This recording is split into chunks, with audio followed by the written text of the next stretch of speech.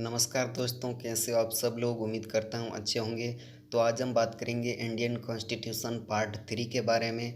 तो इस पार्ट में मैं 25 इम्पोर्टेंट भारतीय संविधान से रिलेटेड क्वेश्चंस आपके सामने रखूँगा। पहले आपको क्वेश्चन का आंसर देना है। उसके लिए हर क्वेश्चंस के पीछे आपको 5 सेकंड का टाइम मिलेगा। उस 5 सेकंड में आपको क्वेश्चंस को सॉल्व करना है। फिर उस क्वेश्चंस के सही आंसर मैं आपको दिखाऊंगा और उसके साथ उसका कॉन्सेप्ट भी क्लियर करवाऊंगा।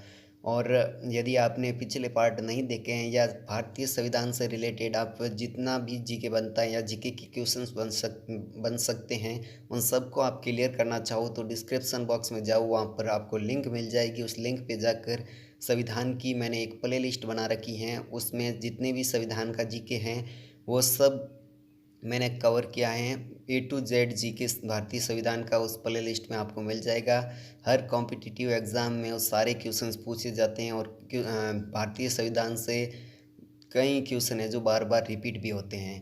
तो इस पार्ट की ओर बढ़ने से पहले अभी तक आपने इस वीडियो को लाइक नहीं किया है तो जल्दी से लाइक कर दीजिए, और अभी तक आप हमारे चैनल पर नए हैं तो जल्दी से सब्सक्राइब का बटन भी दबा दीजिए।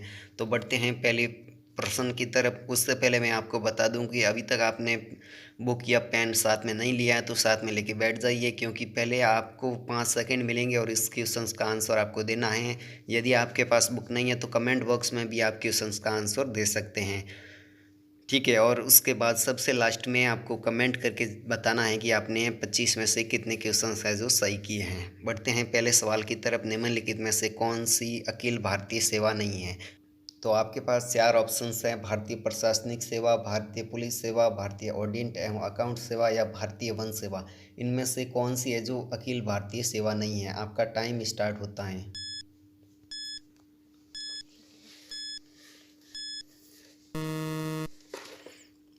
तो भारतीय ऑडिट एवं अकाउंट सेवा, ये बहुत ही सिंपल क्वेश्चन था। आप सब लोगों ने, मुझे उम्मीद है कि सही किया होगा।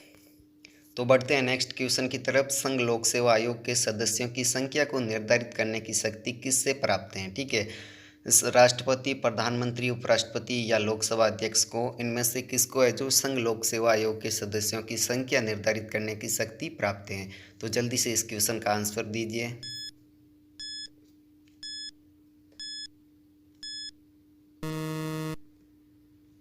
तो राष्ट्रपति को संघ लोक सेवा आयोग के सदस्यों की संख्या को निर्धारित करने की शक्ति है जो प्राप्त है, ठीक है। ऑप्शन नंबर ए यहाँ पे राइट आंसर है। बढ़ते हैं इसके कॉन्सेप्ट की तरफ। कॉन्सेप्ट देख लेते हैं। मैंने आपको पहले भी कहा है कि मैं हर क्वेश्चन के साथ उसका जितना भी कॉन्सेप्ट बनता है वो सब क्लियर करवाऊंगा। तो संघ लोक सेवा आयोग है जो भारत के संविधान द्वारा स्थापित एक संवैधानिक निकाय है, ठीक है, जो भारत सरकार की लोक सेवा के पदाधिकारियों की नियुक्ति के लिए परीक्षाओं का संचालन करता है। संघ लोक सेवा आयोग के अध्यक्ष की नियुक्ति है जो राष्ट्रपति करता है, ठीक है। संघ लोक सेवा आयोग के सदस्यों की नियुक्ति भी राष्ट्रपति करता है। संघ लोक सेवा आयोग के अध्यक्ष को 2,50,000 रुपया प्रति माह वेतन मिलता है। बहुत ही इंपॉर्टेंट है दोस्तों, संघ लोक सेवा आयोग के अध्यक्ष को 2,50,000 रुपया प्रति माह वेतन मिलता है। ये भी क्वेश्चंस बन सकता है। तो कॉन्सेप्ट के अंदर मैंने सब इम्पोर्टेंट लिया है। ये सब कॉन्सेप्ट आप लिख सकते हो अपनी बुक के अंदर या याद भी रख सकते हो, ठीक है, वो आपकी मर्जी है। तो संविधान के भाग 14 के अंतर्गत है जो अनुच्छेद 315 से लेकर 323 में एक संघीय लोक सेवा आयोग और राज्यों के लिए एक राज्य सेवा आयोग के गठन का प्रावधान है। क्वेश्चन से यह भी बन सकता है। श्री अरविंद सक्सेना इसके वर्तमान अध्यक्ष हैं, ठीक है। अरविंद सक्सेना है जो इसके वर्तमान अध्यक्ष हैं, और संघ लोक सेवा आयोग अपना प्रतिवेदन है जो राष्ट्रपति को सौंपता है। क्लियर। बढ़ते हैं नेक्स्ट क्वेश्चन की तरफ। संविधान के किस संशोधन द्वारा राज्य लोक सेवा आयोग के अध्यक्ष तथा सदस्य की आयु सीमा जो 60 से बढ़ाकर 62 वर्ष कर दी गई है? तो यहाँ पर आपको संशोधन पूछ लिया है कि कौन से संशोधन के द्वारा है जो राज्य लोक सेवा आयोग के अध्यक्ष तथा सदस्य की आयु सीमा है जो 60 वर्ष से बढ़ाकर 62 वर्ष कर दी गई है। तो जल्दी से इस क्वेश्चन का आंसर दीजिए।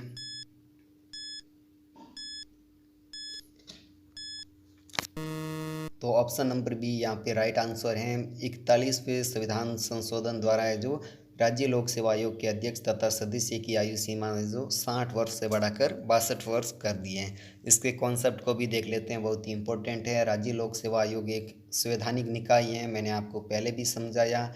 राज्य लोक सेवा आयोग है जो राज्य के सबसे बड़े भर्ती अधिकरण होते हैं। ये राज्य के सबसे बड़े प्रशासनिक अधिकारियों की भर्ती करते हैं। ठीक है, संविधान के भाग 14 में अनुच्छेद 315 से लेकर 323 तक राज्य लोक सेवा आयोग की स्वतंत्रता एवं शक्तियों के अलावा इसके गठन एवं सदस्यों की नियुक्ति एवं बर्खास्तगी का उल्लेख है। बहुत ही इंपॉर्टेंट है दोस्तों, इसको आप लिख सकते हो, याद भी रख लो, बहुत ही इंपॉर्टेंट है। कई बार एग्जाम में ये पूछा भी गया है कि संविधान के कौन से अनुच्छेद में है जो राज्य लोक सेवा आयोग की स्वतंत्रता एवं शक्तियों के अलावा इसके गठन है और सदस्यों की नियुक्ति या बर्खास्तगी का उल्लेख है। तो संविधान के भाग 14 में अनुच्छेद 15 से लेके अनुच्छेद 315 से लेकर 323 में इसका उल्लेख है। राज्यपाल है जो राज्य सरकार की सिफारिश पर राज्य सेवा के अधिकारियों की नियुक्ति करता है। ठीक है, राज्य लोक सेवा आयोग के अध्यक्ष और सदस्यों की नियुक्ति है जो राज्यपाल करता है। ये 316 अनुच्छेद के अंतर हैं। ठीक है, राज्य लोक सेवा आयोग के अध्यक्ष और अन्य सदस्यों का कार्यकाल 6 वर्ष के लिए निर्धारित किया गया है। ठीक है, राज्य लोक सेवा आयोग के अध्यक्ष और अन्य सदस्यों का कार्यकाल है जो 6 वर्ष के लिए निर्धारित किया गया है। परंतु अवकाश की अधिकतम आयु है जो आयु सीमा 62 वर्ष रखी गई है। बहुत ही इंपॉर्टेंट है दोस्तों, मैंने कहा है कॉन्सेप्ट में सब आपको इम्पोर्टेंट से इम्पोर्टेंट मिल सकता है। हर एक लाइन का हर एक क्वेश्चंस बन सकता है, इसलिए आप इसे लिख भी सकते हो और याद भी रख सकते हो, वो आपकी मर्जी है। राज्य लोक सेवा आयोग के अध्यक्ष या सदस्य राज्यपाल को अपना त्याग पत्र देकर भी पद मुक्त हो सकते हैं।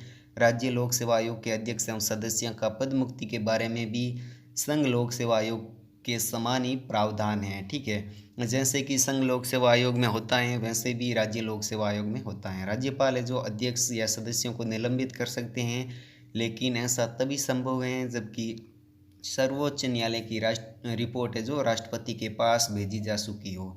बहुत ही इम्पोर्टेंट कॉन्सेप्ट था, क्लियर है। बढ़ते अगले क्वेश्चन की तरफ। राष्ट्रीय महिला आयोग का गठन किस वर्ष किया गया है?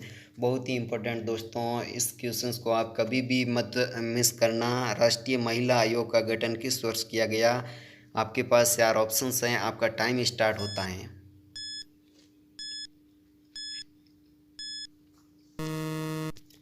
तो राष्ट्रीय महिला आयोग का गठन 1992 के अंदर हुआ। ऑप्शन नंबर ए यहाँ पे राइट आंसर। तो राष्ट्रीय महिला आयोग का गठन हुआ था 1992 के अंदर। ठीक है, प्रश्नकाल के समय इसकी अध्यक्ष थी जो ललिता कुमार मंगलम थी। ठीक है, और इनका जो कार्यकाल है जो 29 सितंबर 2014 से लेकर है जो 28 सितंबर 2017 तक था।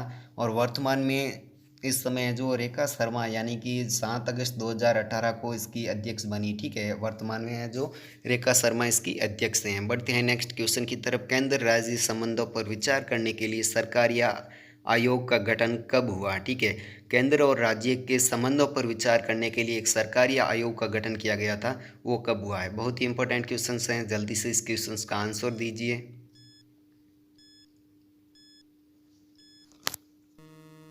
तो ऑप्शन नंबर सी यहाँ पे राइट आंसर है।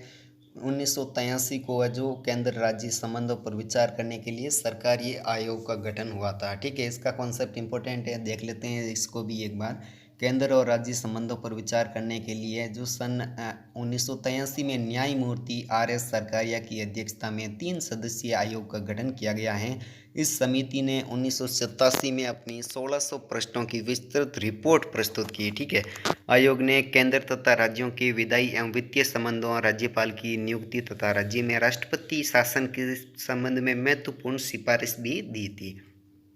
सरकारी आयोग के सुझाव को आज तक ईमानदारी से लागू न किए जाने के कारण जो समय समय पर संवैधानिक विवाद खड़े होते हैं। ठीक है, और सरकार या आयोग के 2 सदस्य भी पूछ सकते हैं। तो सदस्य है, एक तो शिवराम एवं SR सेन थे। ठीक है, बहुत ही इंपॉर्टेंट है। बढ़ते हैं नेक्स्ट क्वेश्चन की तरफ। समवर्ती सूची का विषय नहीं है दोस्तों, बहुत ही इंपॉर्टेंट क्वेश्चंस हैं, इसके साथ में इसका कॉन्सेप्ट भी आप ज़रूर देखें।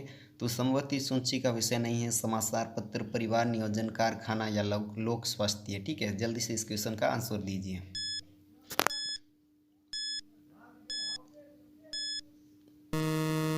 तो समवर्ती सूची का विषय है जो लोक स्वास्थ्य नहीं है। ठीक है, यह जो समवर्ती सूची का विषय नहीं है। बाकी ये समाचार पत्र हुआ, जैसे परिवार नियोजन हुआ, ये कारखाना, ये सब है जो समवर्ती सूची के विषय हैं।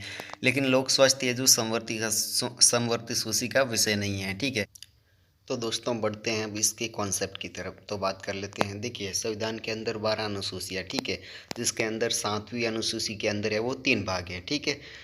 3 भाग कौन कौन से हैं? एक तो संसूची है, संसूची में है जो 97 विषय है, ठीक है। और दूसरी है राज्य सूची, राज्य सूची के अंदर 66 विषय है। तीसरी है समवर्ती सूची, समवर्ती सूची के अंदर है जो 47 विषय है जो शामिल किए गए हैं। अब संघ सूची के अंतर्गत जो प्रतिरक्षा है, विदेश कार्य, बैंक कार्य, बीमा, करेंसी और सिक्के हैं, जनगणना, बैंकिंग, संघ के शुल्क और कर, इनको है जो शामिल किया गया है, ठीक है। अब राज्य सूची के अंदर है लोक स्वास्थ्य, पुलिस, लोक स्वास्थ्य, कृषि, ठीक है, वन, मत्स्यिकी आदि शामिल हैं। अब समवर्ती सूची के अंदर है जो दंडिक विधि है, सामाजिक सुरक्षा है, सामाजिक बीमा और सिविल प्रक्रिया है, विवाह सुविधा, श्रम कल्याण, शिक्षा आदि विषय है जो इनके अंदर आते हैं, ठीक है। अब तो ये बहुत ही इम्पोर्टेंट कॉन्सेप्ट है दोस्तों। किसी भी सूची से संबंधित क्वेश्चंस आ सकता है। कौन सा विषय जो इस सूची के अंदर नहीं है या इस सूची के अंदर है, ये भी पूछ सकता है, ठीक है। तो बहुत ही अच्छा कॉन्सेप्ट है, आप याद भी रख सकते हैं और बुक में लिख के भी 2 या 3 बार रिवीजन करोगे तो ये आपको पक्का याद हो जाएगा। अब बढ़ते हैं नेक्स्ट क्वेश्चन की तरफ। केंद्र और राज्य के बीच वैधानिक शक्तियों का बंटवारा कौन सी अनुसूची के अंदर दिया हुआ है, ठीक है। आपके पास 4 ऑप्शन है, आपका टाइम स्टार्ट होता है।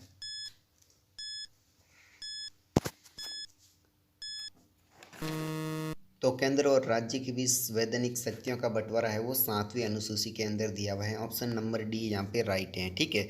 केंद्र और राज्यों के बीच वैधानिक शक्तियों का बंटवारा है वो 7वीं अनुसूची के अंदर है, ठीक है। बात कर लेते हैं इसके कॉन्सेप्ट की। तो केंद्र और राज्य के बीच वैधानिक शक्तियों का बंटवारा है जो 7वीं अनुसूची के अंतर्गत है, ठीक है। 7वीं अनुसूची के अंतर्गत संघ सूची जिस पर है जो 100 विषय पर कानून बनाने का अधिकार किसको है? केंद्र को, ठीक है। और राज्य सूची पर है जो 61 विषय पर कानून बनाने का अधिकार है वो राज्य को है। और समवर्ती सूची के अंदर केंद्र और राज्य दोनों कानून बना सकते हैं 52 विषय पर, ठीक है। अवशिष्ट शक्तियाँ हैं जो केंद्र के अंदर ही निहित हैं इसकी। बढ़ते हैं नेक्स्ट क्वेश्चन की तरफ। नेक्स्ट क्वेश्चन नंबर 8, निम्नलिखित में से किस राज्य ने उर्दू को राजकाज की भाषा के रूप में अंगीकार किया है? कौन से राज्य ने उर्दू को राजकाज की भाषा के रूप में अंगीकार किया है? आपका टाइम स्टार्ट होता है।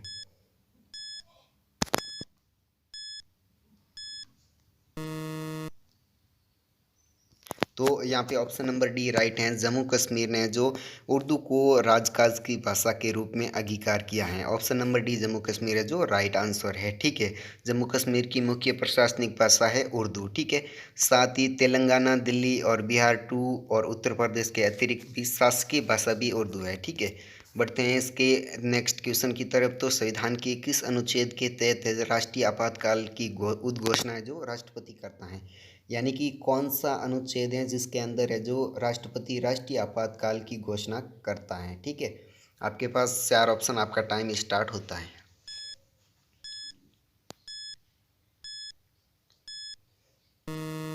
तो अनुच्छेद नंबर 352 यहाँ पे ऑप्शन नंबर ए राइट है। अनुच्छेद 352 के अंदर है जो राष्ट्रपति राष्ट्रीय आपातकाल की घोषणा कर सकता है, ठीक है। तो ये बहुत ही इंपॉर्टेंट क्वेश्चन है दोस्तों। अनुच्छेद 352 आपको याद रखना है भारतीय संविधान के भाग 18 के अंदर, ठीक है। कौन से भाग के अंदर? 18 के अंदर, ठीक है।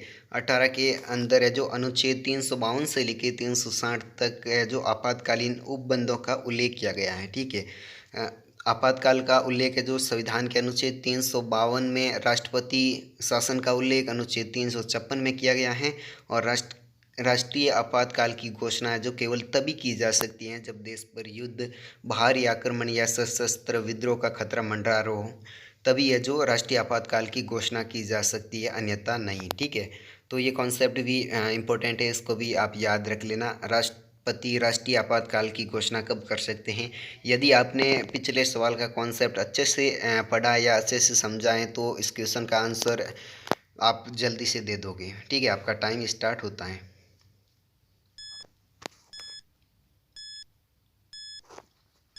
तो आपने हमने पढ़ा है पिछले क्वेश्चंस के इस कॉन्सेप्ट के अंदर मैंने आपको बताया है कि जब देश पर युद्ध, बाहरी आक्रमण और सशस्त्र विद्रोह का खतरा मंडरा रहा हो तो राष्ट्रपति है जो राष्ट्रीय आपातकाल की घोषणा कर सकता है, ठीक है। ऑप्शन नंबर ए है या हथियारबंद विद्रोह के आधार पर भी कर सकता है।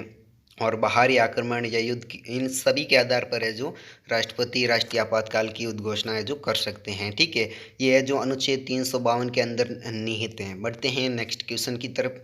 तो निम्नलिखित में से कौन सी ऐसी आपात स्थिति हैं जिनकी घोषणा है जो अभी तक भारत में नहीं की गई हैं, यानी कि वो ऐसी कौन सी शक्ति हैं, ठीक है, जो संविधान के अंदर तो निहित है लेकिन एक भी बार है जो उसको भारत में लागू नहीं किया गया है। ठीक है, तो जल्दी से इस क्वेश्चन का आंसर दीजिए। तो ऑप्शन नंबर डी यहाँ पे राइट आंसर है। वित्तीय आपात स्थिति है जो संविधान के अंदर उल्लेख है। वित्तीय आपात स्थिति को है जो भारत में इसकी अभी तक घोषणा नहीं की गई है। वित्तीय आपात स्थिति की घोषणा है जो अभी तक भारत में नहीं की गई है। ठीक है, ऑप्शन नंबर डी यहाँ पे राइट आंसर है। राष्ट्रपति को वित्तीय आपातकाल की घोषणा करने का अधिकार जो अपने संविधान के अंदर दिया गया है, लेकिन भारत में अभी एक भी बार वित्तीय आपातकाल नहीं लगा है। ठीक है, बढ़ते हैं नेक्स्ट क्वेश्चन की तरफ। भारत में दलीय व्यवस्था की प्रमुख विशेषता क्या है? ठीक है, बहुत ही इंपॉर्टेंट क्वेश्चन है, हमने कई बार इसको पढ़ा भी है। देखिए, दलीय व्यवस्था की प्रमुख विशेषता इनमें से कौन सी हैं? जल्दी से इस क्वेश्चन का आंसर दीजिए।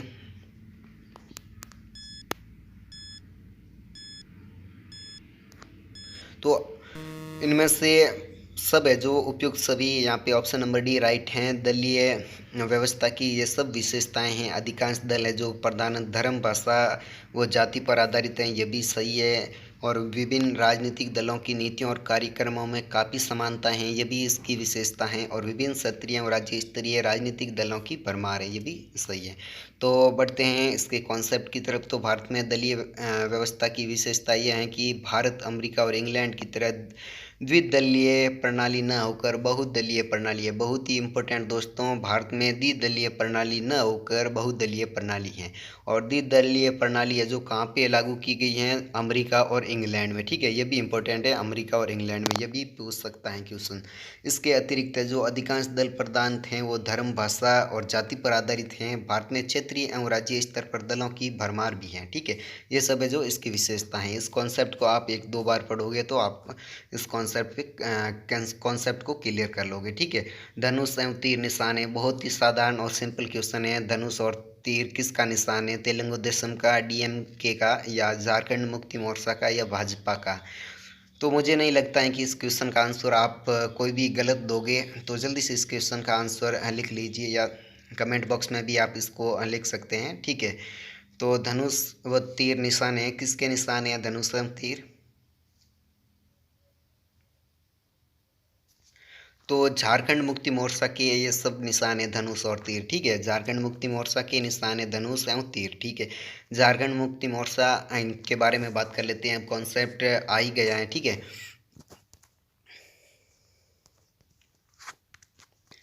अब बात कर लेते हैं इसके कॉन्सेप्ट की। तो झारखंड मुक्ति मोर्चा आ ही गया है, तो कॉन्सेप्ट में इसकी बात भी कर लेते हैं। झारखंड मुक्ति मोर्चा जेएमएम या झामुमो, ठीक है, भारत की एक क्षेत्रीय राजनीतिक दल है। ठीक है, इसका प्रभाव है जो नवसर्जित झारखंड एवं उड़ीसा, बंगाल तथा छत्तीसगढ़ के कुछ आदिवासी इलाकों में है। इसका चुनावी चिन्ह है जो धनुष एवं तीर है। ठीक है, झारखंड मुक्ति मोर्चा का चुनावी चिन्ह है जो धनुष एवं तीर है।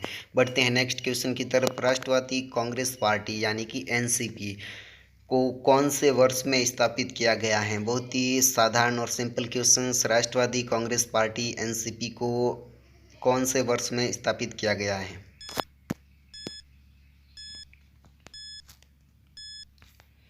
तो बढ़ते हैं। तो राष्ट्रवादी कांग्रेस पार्टी एनसीपी की स्थापना है जो 1999 को हुई थी। ठीक है, 1999 को। ठीक है, ऑप्शन नंबर डी यहाँ पे राइट आंसर है। इसकी बात कर लेते हैं राष्ट्रवादी कांग्रेस की। तो 25 मई 1999 को राष्ट्रवादी कांग्रेस पार्टी की स्थापना हुई। 1999 में प्रधानमंत्री पद के लिए सोनिया गांधी का नाम सामने रखा गया, जिसके चलते कांग्रेस के 3 कद्दावर नेता यानी कि विदेशी मूल के व्यक्ति को बतौर प्रधानमंत्री स्वीकार कर नहीं कर पा रहे थे। ये दिग्गज थे शरद पवार, पीए संगमा और तारिक अनवर। ठीक है, इन लोगों ने विदेशी मूल के मुद्दे पर आपत्ति भी उठाई थी, लिहाजा बागी शुरू होने पर इन्हें 20 मई 1999 को कांग्रेस पार्टी से निकाल दिया गया था। ठीक है, बढ़ते हैं नेक्स्ट क्वेश्चन की तरफ। अखिल भारतीय किसान सभा का गठन किस वर्ष हुआ? अखिल भारतीय किसान सभा का गठन कौन से वर्ष में हुआ? जल्दी से इस क्वेश्चन का आंसर दीजिए। तो 1936 को अखिल भारतीय किसान सभा का गठन हुआ। ऑप्शन नंबर डी यहाँ पे राइट आंसर है। ठीक है, बढ़ते इसके कॉन्सेप्ट की तरफ। कॉन्सेप्ट देख लीजिए, अखिल भारतीय किसान सभा यानी कि अखिल भारतीय किसान संघ, जिसे अखिल भारतीय किसान सभा भी कहा जाता है। इसकी स्थापना हुई थी 11 अप्रैल 1936 में सहजानंद सरस्वती द्वारा गठित एक महत्वपूर्ण किसान आंदोलन था। ठीक है, जो अविभाजित कम्युनिस्ट पार्टी ऑफ इंडिया के किसानों के सामने था। बाद में इसे जो विभाजित कर दिया गया और दो संगठन एक ही नाम से ज्ञात हैं। देखिए, दो संगठन है जो फिर देखिए, इसके विभाजन होने के बाद दो संगठन एक ही नाम से हो गए। एक तो हुआ AIKS यानी कि अजय भवन। ठीक है, दूसरा भी AIKS यानी कि अशोक रोड।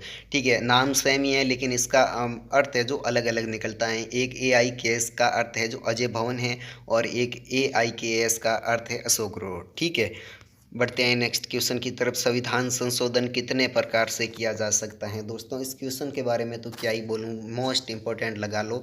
ठीक है, संविधान संशोधन कितने प्रकार से किया जा सकता है? ठीक है, जल्दी से इस क्वेश्चन का आंसर दीजिए। तो संविधान संशोधन 3 प्रकार से किया जा सकता है। ठीक, तो अब बढ़ते हैं इसके कॉन्सेप्ट की तरफ। कॉन्सेप्ट है, देखिए, संविधान के अनुच्छेद 368 में संशोधन की प्रक्रिया का उल्लेख है। ठीक है, क्वेश्चन ये भी आ सकता है कि संविधान के कौन से अनुच्छेद के अंदर है जो संशोधन की प्रक्रिया का उल्लेख है। तो अनुच्छेद नंबर 368 है, 368 के अंतर्गत है जो संविधान में संशोधन की प्रक्रिया का उल्लेख है। ठीक है, इसमें संशोधन की 3 विधियों को अपनाया गया है। ठीक है, संशोधन के लिए 3 विधियों को अपनाया गया है। तो अब बात कर लेते हैं नेक्स्ट क्वेश्चन की। ठीक है, सिक्किम को भारतीय संघ के सह राज्य का दर्जा कौन से संशोधन द्वारा दिया गया है? ठीक है, जल्दी से इस क्वेश्चन का आंसर दीजिए। तो ऑप्शन नंबर सी यहाँ पे राइट आंसर है। 35वें संविधान संशोधन द्वारा सिक्किम को भारतीय संघ के सह राज्य का दर्जा प्रदान किया गया है। ठीक है, इसके कॉन्सेप्ट को देख लेते हैं। तो 35वां संविधान संशोधन अधिनियम 1974, इस अधिनियम द्वारा संविधान में एक नए अनुच्छेद 2 को जोड़ा गया और अनुच्छेद 80 तथा 81 का संशोधन करके सिक्किम को सह संयुक्त राज्य का दर्जा प्रदान किया गया है। इस अधिनियम द्वारा संविधान में 10वीं अनुसूची को भी शामिल किया गया है। ठीक है, बढ़ते हैं नेक्स्ट क्वेश्चन की तरफ। 42वें संवैधानिक संशोधन अधिनियम की अनेक आपत्तिजनक अंशों को रद्द करने के लिए कौन सा संवैधानिक संशोधन अधिनियम पारित किया गया है? तो जल्दी से इस क्वेश्चन का आंसर दीजिए।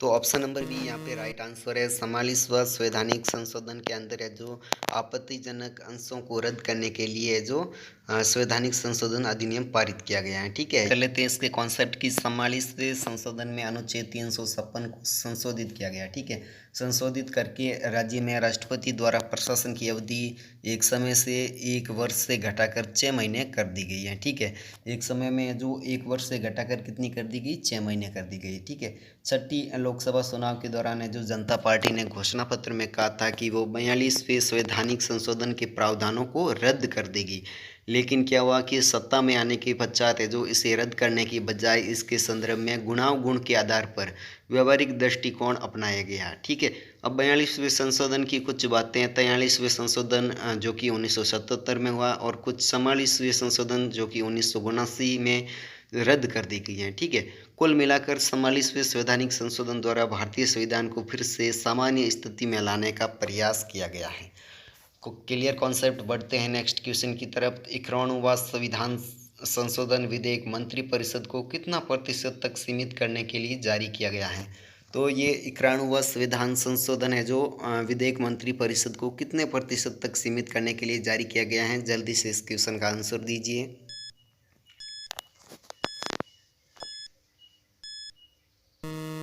तो 15% यहाँ पे राइट आंसर है। ठीक है, बढ़ते हैं इसके कॉन्सेप्ट की तरफ। तो 91 यानी कि 91 संवैधानिक संशोधन, ठीक है, अधिनियम 2008, इस संविधान संशोधन में जो केंद्र और राज्य की मंत्रिपरिषद के आकार की निम्न सदन के सदस्यों की संख्या है जो 15% करने की व्यवस्था की गई है। दोस्तों, बहुत ही इम्पोर्टेंट है 91वां संविधान संशोधन अधिनियम 2008, इसके बारे में पूछ सकता है। ठीक है, किसी भी एग्ज़ाम्स के अंदर।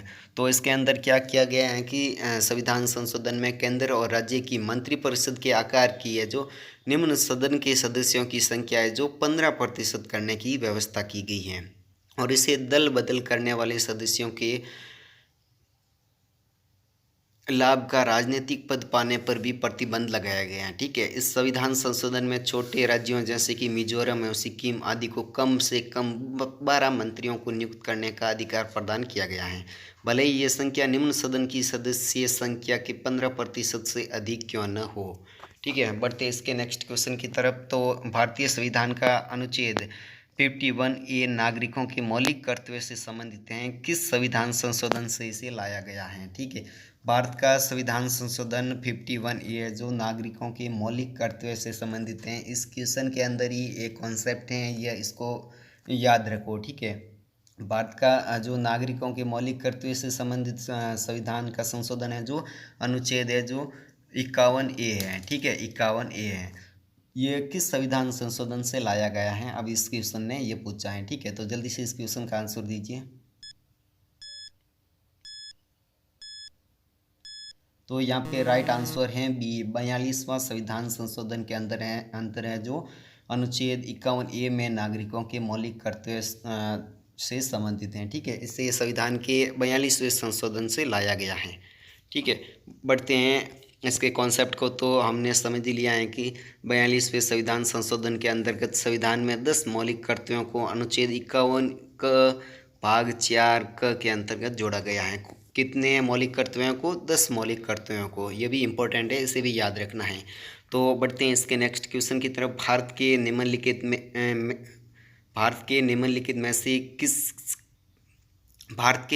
में से किसके अंतर्गत पंचायती राज प्रणाली की व्यवस्था की गई है। कौन से अधिकार के अंतर्गत या तो बढ़ते हैं नेक्स्ट क्वेश्चन की तरफ। भारत में निम्नलिखित में से किसके अंतर्गत है जो पंचायती राज व्यवस्था की प्रणाली की व्यवस्था की गई है। ठीक है, इनमें से किसके अंदर है जो पंचायती राज प्रणाली की व्यवस्था की गई है। मौलिक अधिकार, मौलिक कर्तव्य, नीति निर्देशक सिद्धांत या चुनाव आयोग अधिनियम, इनमें से जो किसके अंतर्गत पंचायती राज प्रणाली की व्यवस्था की गई है, जल्दी से इस क्वेश्चन का आंसर दीजिए।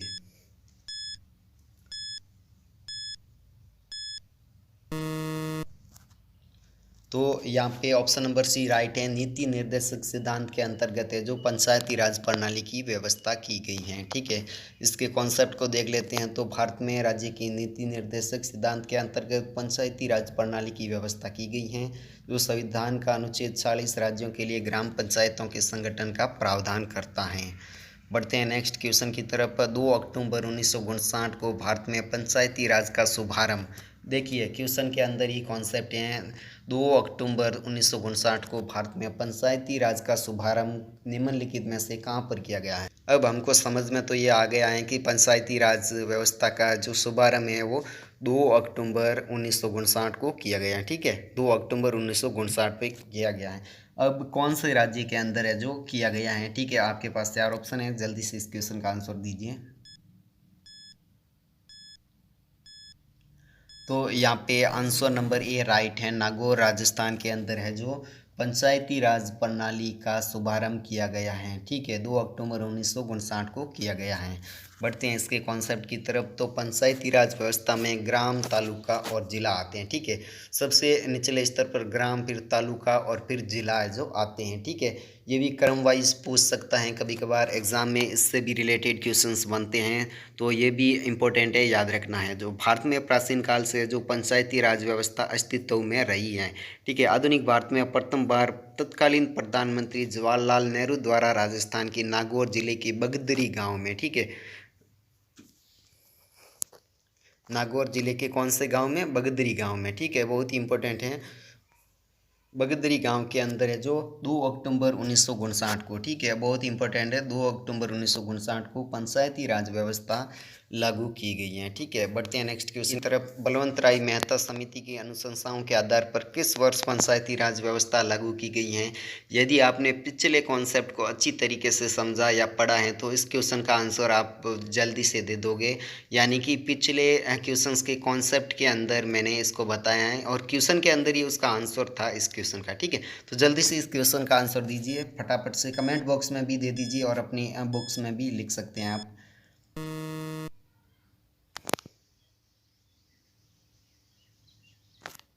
तो यहाँ पर option number B right answer है। 1958 के अंदर है जो पंचायती राज व्यवस्था का उद्घाटन किया गया था। कब किया गया था? 2 अक्टूबर 1959 को। ठीक है, 2 अक्टूबर 1959 को बलवंत राय मेहता समिति की अनुशंसाओं के आधार पर है जो पंचायती राज व्यवस्था को लागू किया गया था। कहाँ पे लागू किया गया है? तो नागौर, राजस्थान के अंदर। नागौर के अंदर एक गांव है, कौन सा? बगधरी। ठीक है, तो आपने पिछले कॉन्सेप्ट को अच्छे से समझा है तो इस क्वेश्चन का आंसर आप लोगों ने दे ही दिया है। बलवंत राय मेहता समिति का गठन है जो पंचायती राज व्यवस्था को मजबूती प्रदान करने के लिए 1956 में बलवंत राय मेहता की अध्यक्षता में किया गया है। इस समिति ने अपनी रिपोर्ट है जो 1957 में प्रस्तुत की और समिति की सिफारिशों को 1 अप्रैल 1958 से लागू किया गया है। ठीक है, बढ़ते हैं नेक्स्ट क्वेश्चन की तरफ। पंचायती राज व्यवस्था लागू की गई है। ठीक है, जल्दी से इस क्वेश्चन का आंसर दीजिए। पंचायती राज व्यवस्था जो कैसे लागू की गई है, या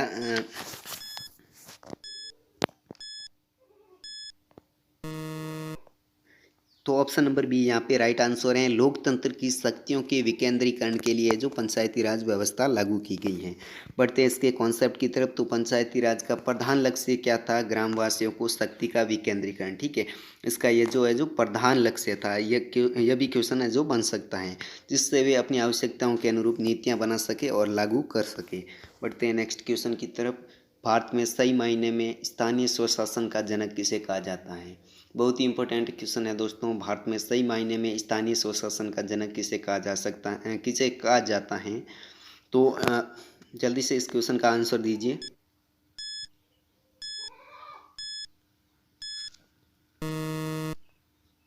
तो ऑप्शन नंबर बी यहाँ पे राइट आंसर है। लॉर्ड रिपन को है जो भारतीय स्थानीय स्वशासन का जनक कहा जाता है। ठीक है, इसके कॉन्सेप्ट को देख लेते हैं। लॉर्ड रिपन को भारतीय स्थानीय स्वशासन के जनक कहा जाता है। स्थानीय स्वशासन 1882 ईस्वी में लागू हुआ था। स्थानीय स्वशासन कब लागू हुआ था? स्थानीय स्वशासन जो 1882 ईस्वी में लागू हुआ। तो दोस्तों जल्दी से कमेंट करके बताइए आपने कितने क्वेश्चन है जो 25 में से सही किए हैं। और जल्दी से इस वीडियो को अभी तक आपने लाइक नहीं किया है तो जल्दी से लाइक कर दीजिए, और चैनल को सब्सक्राइब नहीं किया है तो जल्दी से सब्सक्राइब भी कर दीजिए। मैं मिलता हूँ आपको इसके अगले पार्ट में, तब तक के लिए जय हिंद, जय भारत।